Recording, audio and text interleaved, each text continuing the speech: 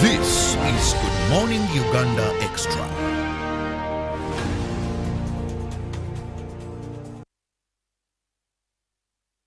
Good morning and thank you for keeping it on UBC TV. I'm Robert Chirabonyonyo in case you've just joined, but just a quick reminder, we are here every weekday from 6:30. So make it a date with us, we have so much for you. This is Good Morning Uganda Extra, an extension of Good Morning Uganda. Well, first, I will apologize for the delay, but that is due to factors beyond us. It is my guest who he will also extend the same apology because we know we have rainy seasons and jam is there, but he was caught somehow, somewhere, stranded in jam. And today we are going to be discussing the cooperative bank that is going to be established in Uganda. Yesterday we saw the Minister for Trade, Industry coming up and launching, that is the committee that will see full establishment of this bank. And no better person than the person I usually refer to as cooperatives. He's used whenever I call him, I'm like, hello, cooperatives. And that is the General Secretary, Uganda Cooperative Alliance, Ivan Asimwe. Good morning and happy to have you. Good morning, Chirabo, and good morning, our viewers. I'm happy to be here. And you're right to call me cooperatives, because I've been in the cooperatives for 21 years. I think I've made history. So I'm delighted to be here and to share all this with the Ugandans. I'm very sorry that we have delayed today because of factors beyond ourselves, which is the jam. You know, it rained this morning, and nevertheless we are here. Okay, better late than never. But broadcast, that is not a good saying for us. As it is time, it is time. Anyway, away from that, now yesterday we saw the launching, the establishment of a committee to see a cooperative bank established in Uganda. First question, what is a cooperative bank? Thank you so much, Chirabo. A cooperative bank is a bank owned, used, controlled, and benefiting cooperators. It's purely owned by cooperators. Like it is in Kenya, the cooperators in Kenya have a cooperative bank. You go to other countries, you go to Ethiopia, go to Tanzania, go to the European countries, Germany, Netherlands, they have their bank. Why? Because cooperators need to consolidate their resources together within one bank. As I speak today, the cooperators outside there, close to 50,000 and serving 15 million Ugandans, they still keep their money in commercial banks, but they don't have a stake. These banks don't belong to them. So ideally, it is high time that cooperators owned their own bank. And it used to be there, but of course, due to factors beyond our control, it was liquidated. But now we are ready. And why? Because when the cooperatives got affected, especially during that time of political turmoil, 79 war, 81 to 86, around there, so cooperatives generally got affected. They lost their stock, they lost their investments, a lot of things.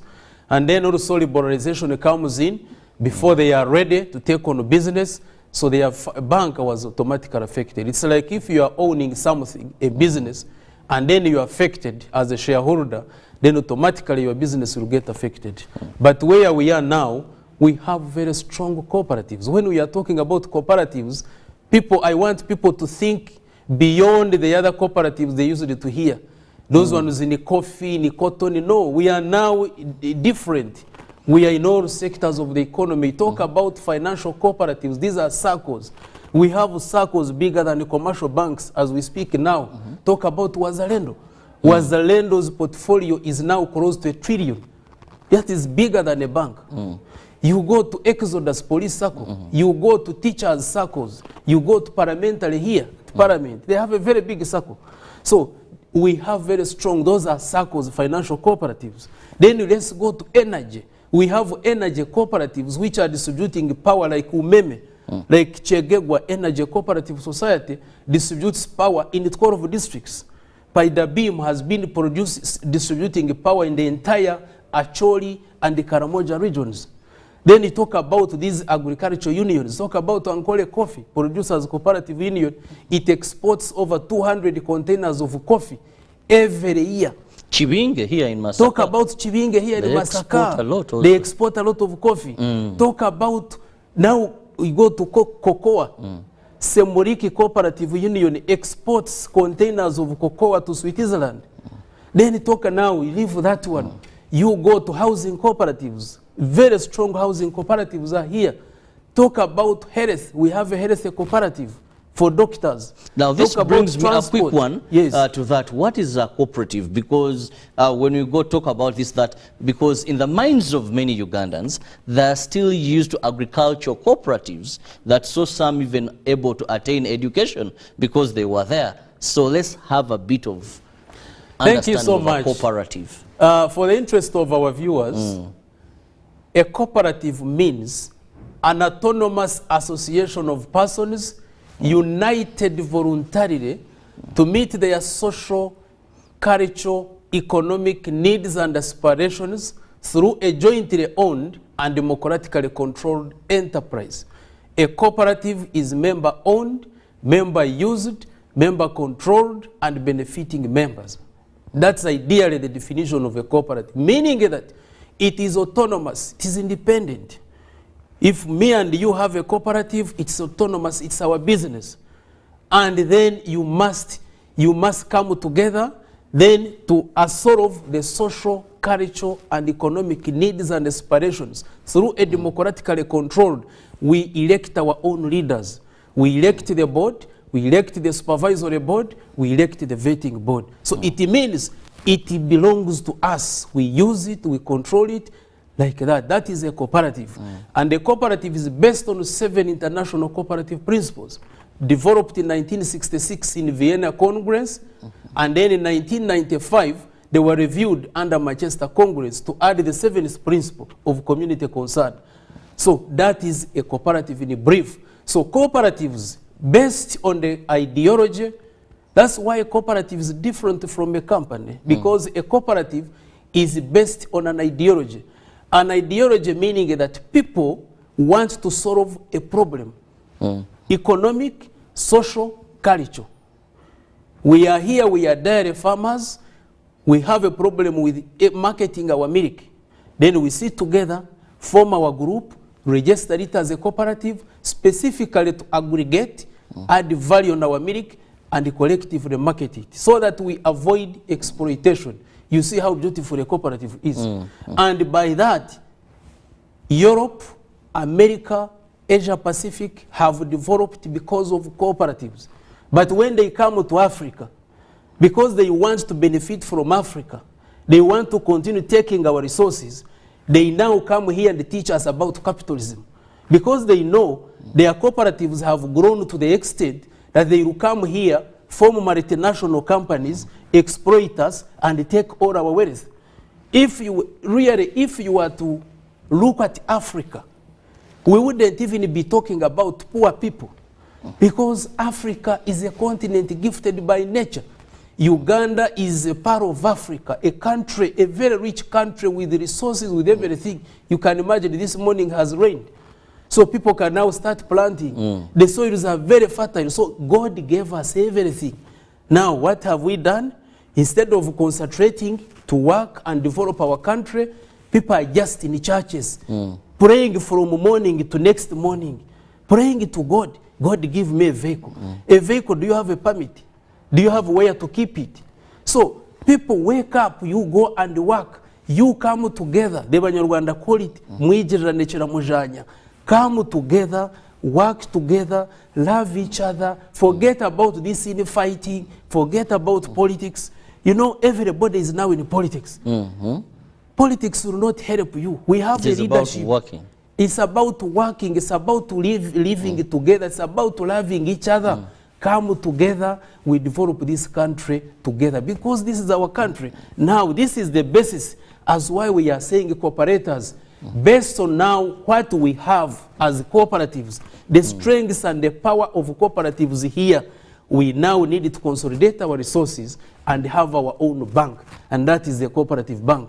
I want to tell you, Mr. Chirabo, as we speak today, we have an insurance company as cooperatives. Okay. Because we sat down and asked ourselves, these circles are insuring their assets, their loans and everything. And it's a lot of money. And this money was going to different companies. So we sat together as cooperatives.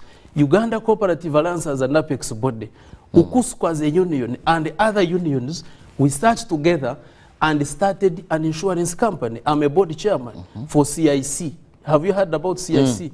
That is Cooperative Insurance Company.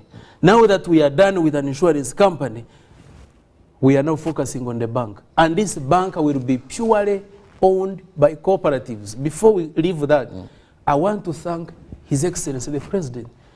Because on Monday, 10th July, our minister, the Minister of Trade, Industry and Cooperatives, presented the cabinet paper. And His Excellency said, it's okay, people, I give you blessings, go ahead and start a bank. Because ideally, he has the heart for the country. And he feels like the heart I have. Really, when I look at this country, with all the riches that we are sitting on, and we are still talking about poor people, then you go to these other European countries. You go to a country like Norway, just rocky. You go to Israel, rocky. Where, though they deceive us somewhere in some books, that you see it is a country of milk and honey. Where do they have cows? In those rocks, honey, where is honey? But the honey is here. The land of milk and honey is Uganda. So we need to work together. We need to consolidate our resources. Having said that, how is this bank going to work? Because one, I was speaking in the agricultural sector. Many people in the agricultural sector find it very hard accessing loans, even the so-called agricultural loans. Because you take an agricultural loan today, the percentage, the interest rate may be a bit low, but then they think you're supposed to pay 14 days or immediate or within a month. Even if I planted something that grows so fast as beans, I'm not able to pay. But it's termed an agricultural loan. Now, how is this bank going to do things different? Because we can have a cooperative bank, yes, it is member-owned, but then it doesn't have products tailor-made for us, the consumers. Thank you so much. The beauty with this bank is that the decision is a bottom-up approach, not a top-down. And it is based on the needs of our farmers. Because like you have rightly mentioned, we have a challenge. Personally, I'm a farmer. But I have not accessed an agricultural loan. Why? Because we don't have a specific agricultural loan designed by commercial banks. Yes, you'll go there and they tell you, you know what, we can give you an agricultural loan. But Chirabo, if you give me a loan as an agricultural loan and you want me to start paying next month, like now, this is now August, and someone is giving you an agricultural loan to go and grow maize. Now, next month, September, you are supposed to start paying the first installment. The question is it an agricultural loan? Because ideally an agricultural loan should be tagged onto the revenues from the agriculture. But now, I am supposed to pay back using my salary. But here in the documents, you are giving me an agricultural loan. So, which money, which income, which revenue is being used to pay back? It is my salary. That means it's not an agricultural loan, but a salary loan. So, but this one here, because the farmers have been crying, if I cannot get an agricultural loan, I tried it, but it is hard, you can't get it. The conditionalities you can't manage. And the banks and the government has put a lot of money in this sector, the agricultural credit facility and others. But how many farmers have access Even to the this requirements, money? they don't understand the nature of farmers we are talking about. An ordinary man there in Chibogao has his land 5 acres, knows the amount they need to plant maize. They come to you and the man is, this is fair interest rate. But then you tell him after 14 days or a month, you're supposed to start paying. You have not even started preparing the garden, but you are supposed to pay back. Ideally, that's not an agricultural loan. So this bank, how it will work, it will address and it will touch the right button, which is now addressing the agricultural finance. because our farmers, majority of the cooperators, 90% are in agricultural sector. True. So, and they have been crying, they go to banks, and that is why SACCOs have developed very fast, because SACCOs understood the needs of these smallholder farmers. You know, over 70%, I'm doing a research, over 70% of our farmers are smallholders, smallholder farmers. And these are people, majority of them are not educated. Now, they don't even have access to these banks, the formal banks, but they go to their groups and they go to SACCOs. So, and that is why SACCOs have really moved very fast, because they are serving the common person, the smallholder farmer who does not have even land, but they know him. They know this is Chirabo, this is his hope. It is about he's group not as a going security yes, operator. he's not going to vanish tomorrow. But a banker will ask for these such things. So now ideally, and this is how cooperatives work across the board, they sit with their farmers, because they are the shareholders. The farmers are the shareholders. You are the owners. You have annual general meetings. You deliberate on issues regarding your business. Then they invite you. You go there. They design a product for you. If it is a loan for coffee, then they structure it in a way that you will be paying according to the cash flows. Unlike how other financial institutions are doing it. That is how the bank, so it will be purely owned by cooperators. We want to thank also the cabinet that approved this. We want to thank Parliament, because within the law, I have it here, the Cooperative Societies Act as amended, there is a provision for the establishment of the bank. So what we are doing now is within the legal parameters. We want to thank our ministry, and specifically the Minister of Trade, Industry and Cooperatives, and our line minister, State Minister for Cooperatives, who presented this to Cabinet, and the Cabinet said it's okay, go ahead. Now immediately they came back. We had the first meeting last week, and yesterday I'm happy to inform Ugandans that a steering committee was launched, which I chair as a General Secretary of Uganda Cooperative Alliance, because UCA being the umbrella body, it is the one spearheading this. And other members on the committee include Uganda Cooperative Savings and Credit Union, UKUSCU, for SACCOs. We have Uganda Central Cooperative Financial Services, UCAFS. We have Wazalendo SACCO, it's a very big SACCO, Parliamentary SACCO, Walimu Cooperative Union. This is a union for teachers SACCOs. And then, so those are the ones, there are 7 members, and then the Ministry of Trade, Industry and Cooperatives, the Office of the Registrar. So we are 7 organizations, and then each organization has 2 representatives. So ideally, we are 14 people. It's a 14-member committee chaired by Uganda Cooperative Alliance, and I'm the chairman. And we do promise Ugandans that we are going to do our best to make sure that this bank is established, because we have a blessing from His Excellency the President. We have an approval of Cabinet.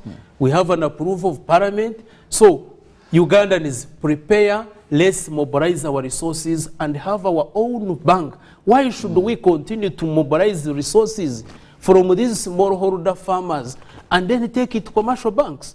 Let us consolidate our money in our own bank, and a bank that is going to serve majority of Ugandans. Well, that said, we hope that very soon the bank will be in place. And of course, we hope that for the remaining few establishments needed, but how soon do you think this bank can be? Thank you. You know, starting a bank is not something that you dream of today and tomorrow it is established. Yes.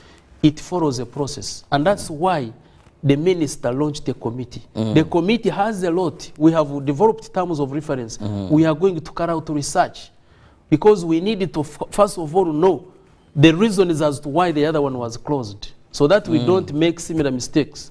We are going to benchmark. We shall go out and see how is it doing in Kenya, in Europe and other countries. Then we shall come back. We shall engage. Government. We shall engage Bank of Uganda. We shall engage all stakeholders. We shall have meetings across the country, because you need to mobilize money, resources. Cooperators need to know. Some of them not everybody is watching TV, and this is not enough. So we need to move out, popularize this. We need to come up with proposal papers. We need to use the fact methodology, consultation, participatory research, stakeholder mapping and analysis, and then we come up with smart proposals that we can present to cabinet and to whoever. For resources, we must engage partners, we must engage donors, we must engage. So it's a lengthy process, but better start than failing to start. So where we are now, we are ready to move. And I want to promise Ugandans that we have started this journey. Let's move as a team. The way we start our cooperatives, the way you supported the CIC to be established, let us use the same methodology, start our bank. It may start in either 6 months or 1 year or 2 years, but what we want is to follow a better process so that we have a well and sustainable bank in the future. Now, Ivan, one of the things that I find lacking in this country is cooperative education and awareness.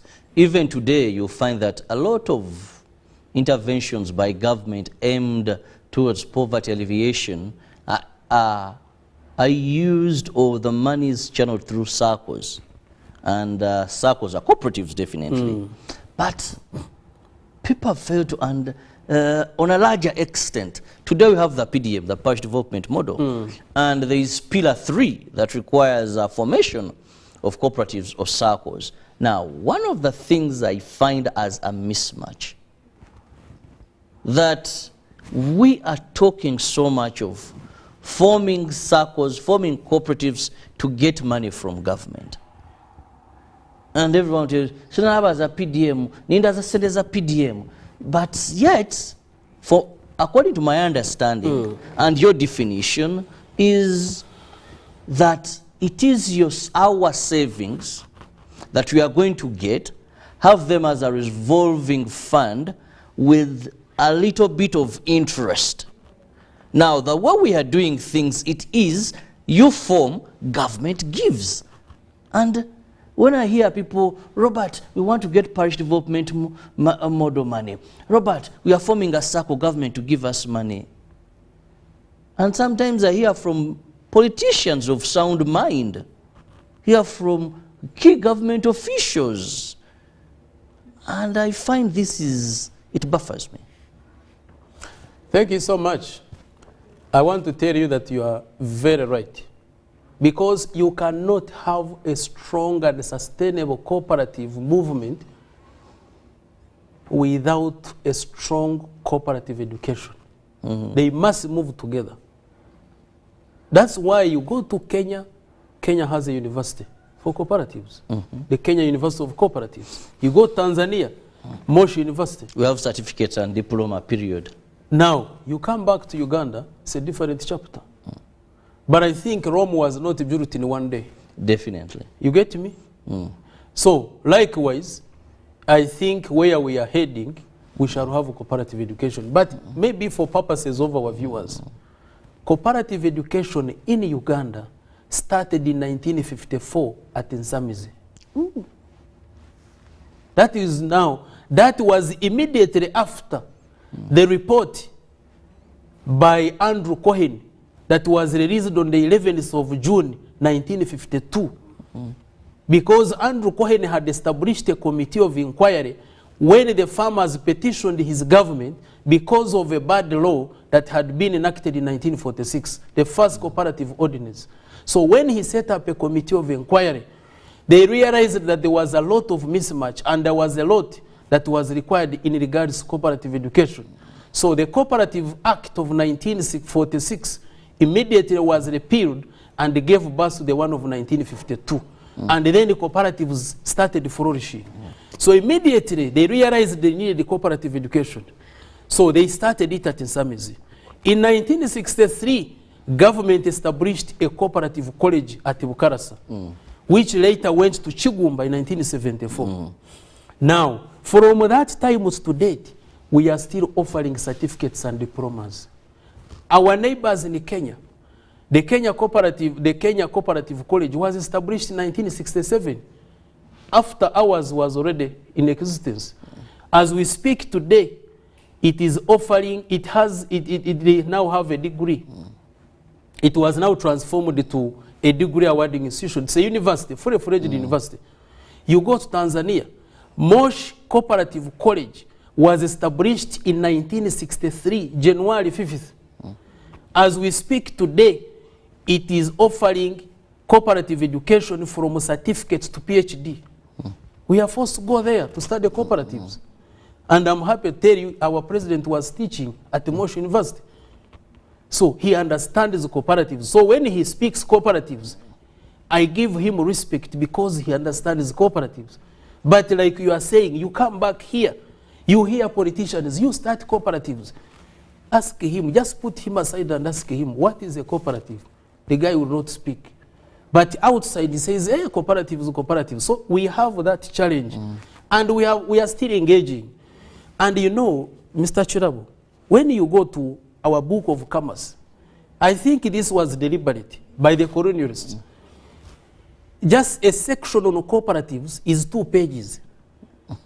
2 pages. But a section, a chapter on banking, man and banking, is almost the entire book. Why? There is something that we need to think through. Why are they promoting banks instead of cooperatives in education? But I'm happy. I had a meeting with the national education curriculum. So we sat together and agreed that we work with them to develop a cooperative curriculum so that they start teaching cooperatives right from senior secondary 1. So that by the time you finish O level, you understand the cooperatives. Because cooperatives, it is a wider thing. It's not just what you hear today. Cooperatives is bigger. It's a bigger thing and it's global. Then we have also engaged the government and we are telling government, where we are now with over 50,000 registered cooperatives serving 15 million Ugandans. This is a very big constituency. So let us elevate these cooperative colleges because currently we have Chigumba and Tororo all offering certificates and diplomas. I sit on the board of Cooperative College Chigumba. But now you see government is focusing more on petroleum at the expense of the cooperative college. But after 20 years, petroleum will be no more. But cooperatives are supposed to be there for the entire human life. So we now need to make sure that we elevate these cooperative colleges into degree awarding institutions or universities. So that after you have finished those diploma and certificate, what next? You can continue. You can now continue degree, master's, PhD like it is in other countries. Because if you want the PDM to succeed, if you want the Myoga to succeed, you need human capital. And this human capital can be developed through education. Well, time seems to be not so much on our side. And allow me have your parting shot, Ivan, to our viewers and most of the cooperators. Oh, I'm always very happy when I'm here. First of all, I want to thank UBC. You have been there. In fact, cooperators need to give you an award because you have given us enough time for people to understand cooperatives. So I want to thank the management and board of UBC. I want to thank our viewers. They have been there for us. Thank you for watching us, and thank you for always being there. Cooperators, these are my bosses. I want to thank you. I want to wish you the best. I want to thank the government in general, from the president up to the last person, who have the passion, the love, and they have really supported the cooperatives. I think really, if we continue like this, with all this passion, with all this support, by government, by cooperators, by the media, by everybody, this country is going to develop. Me, I'm looking at a first-class country, Uganda, led by cooperatives in the next 10 years. And it is, yes, it is possible. Well, thank you so much, Ivan Asimwe, who is the Secretary General of Uganda Cooperative Alliance, for your time. We are underway to have a cooperative bank established in Uganda, this time stronger, better to serve the interests of Ugandans. We know so much that sometimes some banks do not have loans or credit schemes that are tailor-made. Most of our brothers and sisters in the agricultural sector, and it is only through this bank that we'll understand will bring out the plight of cooperators to ensure that their businesses flourish and, of course, to eliminate or reduce completely the poverty levels in this country. We know all businesses thrive on credit, but how do you get that credit? If it's not favorable for you, you either make a blunder and fail to pay back, or you pay with an arm and a leg, and your intention may not be. But with such a bank, we have hopes are very high that it will address the needs of cooperators. Have a lovely day. See you tomorrow, God willing, for God and my country.